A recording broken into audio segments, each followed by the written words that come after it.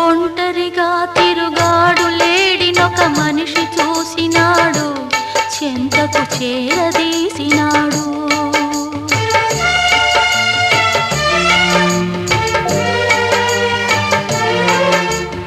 అభమో శుభమో తెలియని లేడి అతనిని నమ్మింది, తన హృదయం పరిచింది.